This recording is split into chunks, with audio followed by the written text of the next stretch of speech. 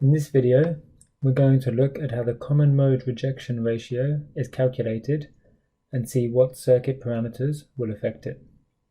So the common mode rejection ratio, usually described as CMRR, is simply the ratio between the differential gain, AD, and the common mode gain, ACM.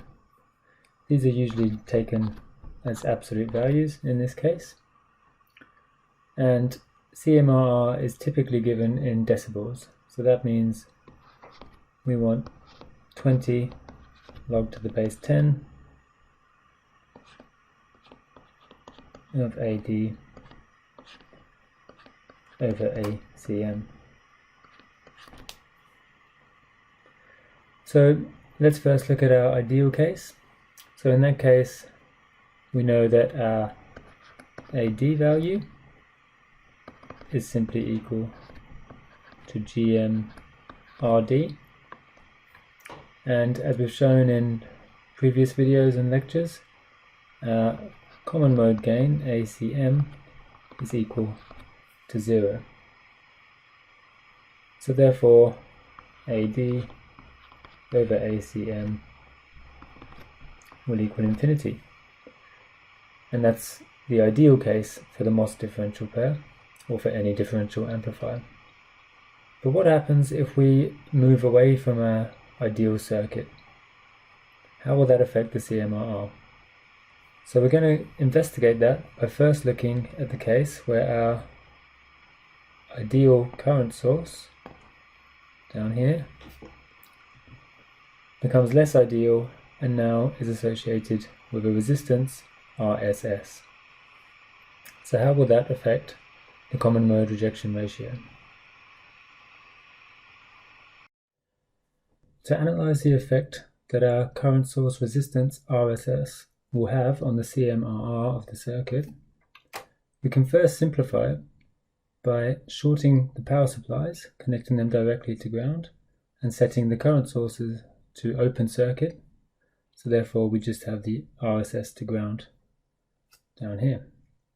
Now we can assume that we still have our main VCM signal to both terminals, setting up the transistors into saturation and therefore ensuring that the current is split evenly between both sides of the circuit.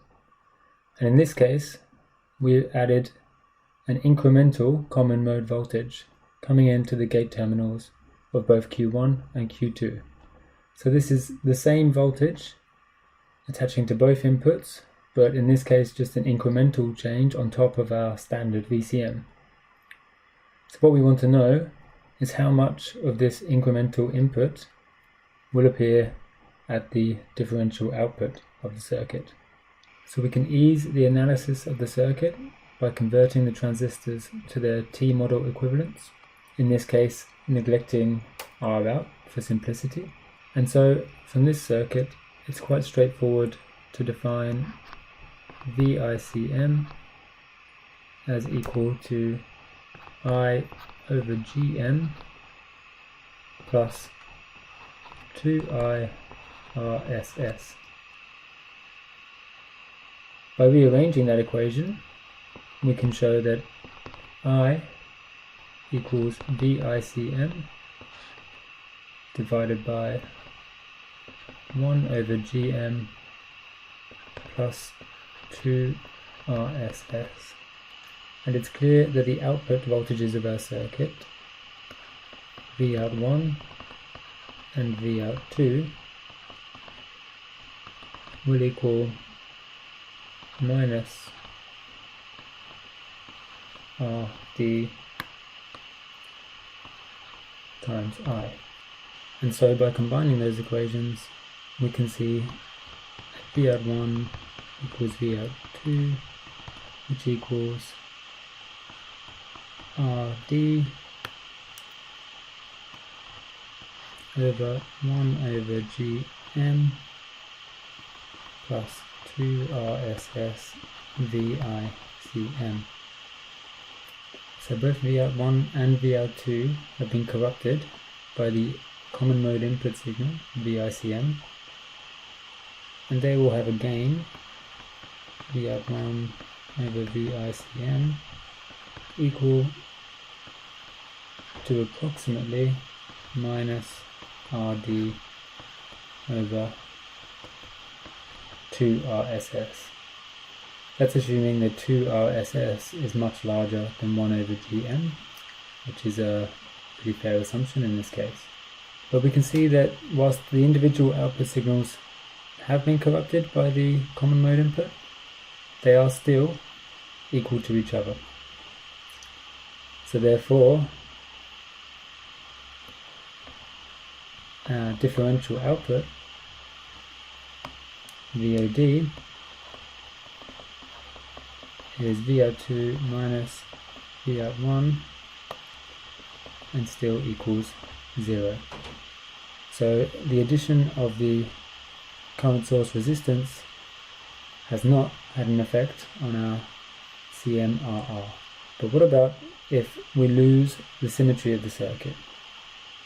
And one of the most common ways that this will happen in a realistic situation is through a mismatch in our drain resistors, RD. To analyze the effect of mismatched drain resistors on the CMRR of our circuit, we can say that the drain resistance RD of Q1 will remain the same, whereas the drain resistance of Q2 will become RD plus delta RD, where delta RD is just some change in the resistance.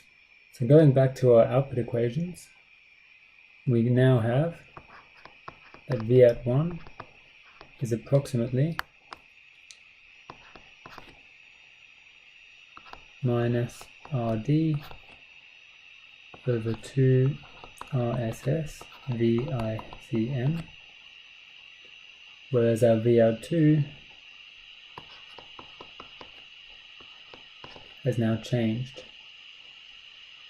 to become minus RD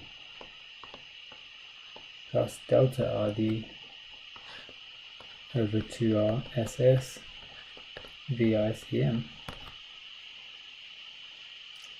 So now when we look at our differential output,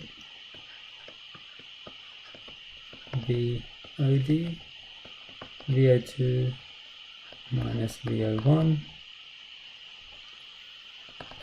instead of 0, we now have minus delta RD over 2RSS VICM, which means that our common mode gain, ACM, is now equal to VOD over VICM, which is minus delta RD over 2RSS. And we know that our CMRR is equal to the differential gain divided by the common mode gain. And from previous work, we know that our differential gain is GM times RD. So by substituting that in and some rearranging, it can be shown that CMRR